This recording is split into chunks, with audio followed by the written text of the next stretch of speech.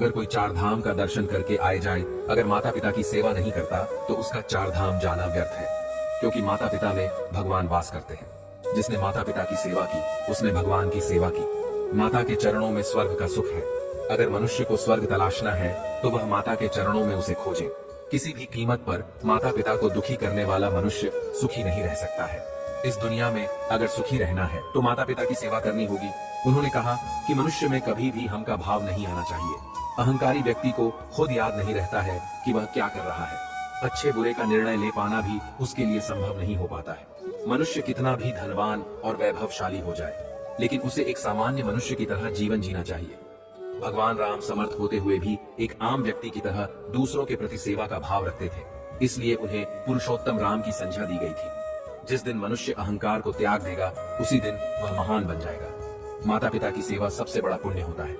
माता पिता संसार में प्रत्यक्ष देवता है। इनकी सेवा ही सबसे बड़ा भजन है। आप भजन न करें, मंदिर न जाएं, कथा सुने, चलेगा, पर यदि आप अपने माता पिता की सेवा नहीं करते हैं तो नहीं चलेगा। जो व्यक्ति अपने माता पिता को कष्ट देता है वह जीवन में कभी सुखी नहीं रह सकते। माता पिता की आंखों से जीवन में सिर्फ 2 ही बार आंसू निकलते हैं, एक जब बेटी घर छोड़कर जाती है तब, और दूसरा जब बेटा मुख मोड़ता है। भगवान राम ने भी कहा है कि वही पुत्र भाग्यवान होता है जो माता पिता के वचनों को मानता है। ऐसे व्यक्ति की मुट्ठी में पुण्य के चारों पदार्थ होते हैं, अर्थ, धर्म, काम और मोक्ष।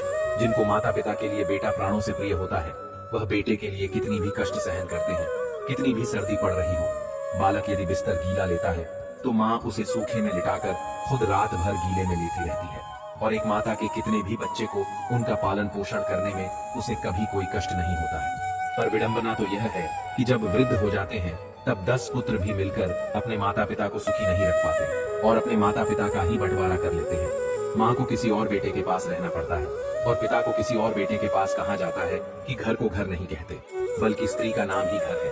श्री अगर चाहे तो अपने घर को बैकुंठ बना दे। बालक की प्रथम गुरु माँ होती है। माताएं कभी यह न सोचे कि मेरा बच्चा जब तक स्कूल में रहता है तभी तक पढ़ाई करता है। बच्चा देखता है मेरी माँ क्या कर रही है, पिता क्या कर रहा है। इसलिए बच्चों के सामने कभी अनुचित शब्दों का प्रयोग नहीं करना चाहिए। अपने बच्चों को अच्छे संस्कार देना चाहिए। माता पिता की सेवा करने वाला व्यक्ति चाहे कितने ही तीर्थ दान पुण्य कर ले, वो फल प्राप्त नहीं कर सकता। गणेश जी माता पिता की पूजा से भी सर्व पूज्य अग्र पूज्य सर्वश्रेष्ठ हुए हैं। उन्होंने कहा कि आज के समय में लोग माता पिता से अलग रहना पसंद करते हैं, उनका ध्यान नहीं रखते हैं। आज के माता पिता अपने बच्चों से सबसे दुखी है। उन्होंने कहा कि जब तक माता पिता के उपकार को नहीं समझते तब तक कोई सुख प्राप्त नहीं कर सकता है। इसलिए सभी बच्चों को चाहिए कि वह अपने माता पिता की सेवा करें। सबको सेवा में प्रेरणा लेनी चाहिए। इस संसार में अलग अलग तरीके के लोग होते हैं। कुछ लोग बुरे होते हैं जो जिंदगी भर ही करते रहते हैं, तो वहीं कुछ लोग बहुत अच्छे होते हैं जो कि कभी भी पाप करने के बारे में सोचते तक नहीं है और अच्छे कर्म ही करते रहते हैं। मुरलीधरन ने कहा था कि संसार का सबसे बड़ा महापाप किसी औरत की इज्जत से खेलना है। जो व्यक्ति किसी औरत की इज्जत के साथ खेलता है वह इस दुनिया का सबसे बड़ा पाप करता है। नारी शक्ति ऐसी शक्ति है जिसका अंदाजा लगाना बहुत ही मुश्किल है। नारी को संसार में सबसे ज्यादा पूजनीय माना गया है। नारी का अपमान पूरे ब्रह्मांड को बर्बाद कर देने के बराबर होता है। संसार में नारी हर रूप में अपने बच्चे का पालन पोषण करती है, जिसे हम प्यार की भाषा में माँ कहते हैं। यही नारी अलग अलग रूप में ममता का सागर होती है। वह कभी माँ, कभी पत्नी, कभी बहन, हर रूप में केवल स्नेह और ममता ही बांटती है। हर ग्रंथ में कहा गया है कि नारी का सम्मान करना चाहिए, अन्यथा नारी को कष्ट देने वाला व्यक्ति पता नहीं कितने पापों का भोगी बनता है। मनुस्मृति में कहा गया है कि जहाँ नारी व स्त्री की पूजा, सत्कार, मान सम्मान तथा आदर नहीं होता, वह दिव्य गुणों से युक्त मनुष्य बाद देवता निवास नहीं करते। वहाँ सभी व्यवस्थाएं व क्रियाएं निष्फल होती हैं। इसका अर्थ यह भी है कि जिस समाज में नारी का सम्मान व आदर नहीं होता, जहाँ कार्यों के अपमान, तिरस्कार, बलात्कार, उनको जलाने, दहेज के लिए कष्ट देने, उनको भोग की वस्तु समझने आदि जैसे कुत्सित होते हैं, वहाँ देवता नहीं अपितु अज्ञानी, मूर्ख, राक्षस व राक्षसी प्रवृत्तियों के लोगों का निवास रहता है। वहीं जो भी जातक यह को कम करते हैं उन्हें जन्म जन्मांतर तक इसकी सजा भुगतनी होगी। दुनिया के किसी भी धर्म एवं धर्म ग्रंथों में जीव हत्या करने का अधिकार किसी को नहीं दिया गया। जीव को जन्म देना और उसकी मौत होना ईश्वरीय कार्य बताए गए हैं। अजन्मे शिशु को, चाहे वह कन्या हो अथवा पुत्र, गर्भ में ही समाप्त कर देना जघन्य अपराध भी, और धर्मानुसार महापापी धर्म ग्रंथों के अनुसार महाभारत काल में योगी राज कृष्ण ने अमृत को प्राप्त करने वाले गुरु द्रोण के पुत्र अश्वत्थामा को भूरण हत्या के प्रयास दंड देते हुए उसकी अमूल्य धरोहर मणि छीन ली थी, जिसके अभाव में शक्ति विहीन हो गया था। उल्लेखनीय है कि अभिमन्यु की पत्नी उत्तरा के गर्भ में पल रहे शिशु को मारने का प्रयास है अस्वस्थ सामान्य किया था। तब उसकी रक्षा के लिए स्वयं भगवान कृष्ण ने उत्तरा के गर्भ में प्रवेश कर भूरण रक्षा की थी। यही कारण है धर्म ग्रंथ में जीव अथवा भ्रूण हत्या के विरोधी है। धर्म ग्रंथों के अनुसार नारी को शक्ति का स्वरूप माना गया है। इसके लिए हर युग में महापुरुषों ने उसकी पूजा की है। नारी ने अपने गर्भ से महापुरुषों के साथ साथ ईश्वरीय शक्ति को भी जन्म दिया है। यही कारण कि नारी को जगत जननी एवं सृष्टि निर्माता भी कहा गया है। और सृष्टि को समाप्त करने का अधिकार पृथ्वी लोक वासियों को किसी भी धर्म ग्रंथ ने नहीं दिया है। यही कारण है कि भ्रूण हत्या पाप ही नहीं महापाप भी है। इस बात के लिए पानी को 100 जन्मों तक नरक के कष्टों को झेलना होता है। देखा जाए तो महाभारत के युद्ध में 1 से पाप हुए, लेकिन क्या अश्वत्थामा का पाप इतना बड़ा था कि भगवान श्री कृष्ण ने उसने श्राप दे दिया। रामायण के मुकाबले जितना छल और पाप महाभारत में हुआ उसकी गिनती तक नहीं की जा सकती। दोनों तरफ से छल हुए, दोनों तरफ से मरने वालों की गिनती असंख्य रही, लेकिन जितने भी लोगों की मृत्यु हुई रणभूमि में हुई।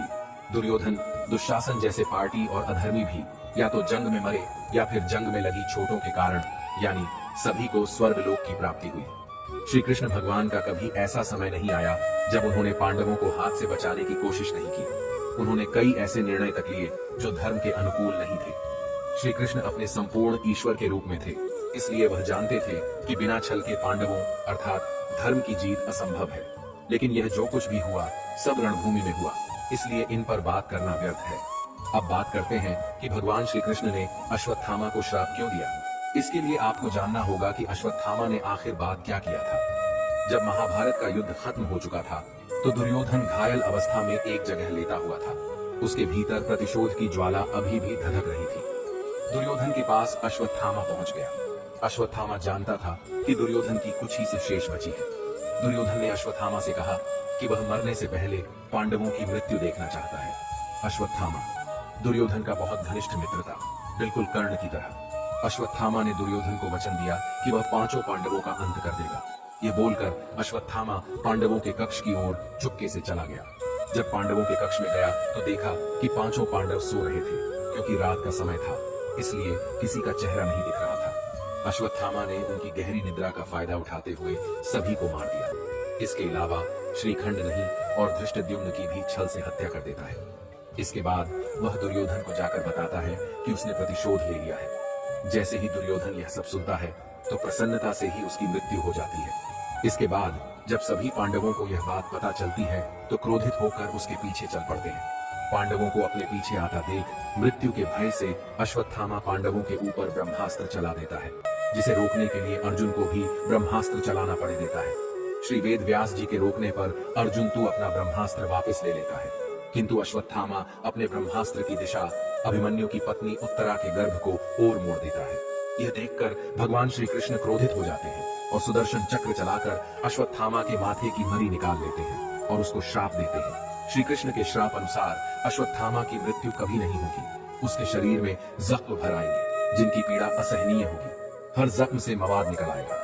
अश्वत्थामा की सबसे बड़ी गलती यह रही कि पांडव पुत्रों की हत्या के बाद भी उसे गलती का एहसास नहीं हुआ। उसने क्षमा मांगने की बजाय ब्रह्मास्त्र को अभिमन्यु की पत्नी उत्तरा के गर्भ की ओर मोड़ दिया।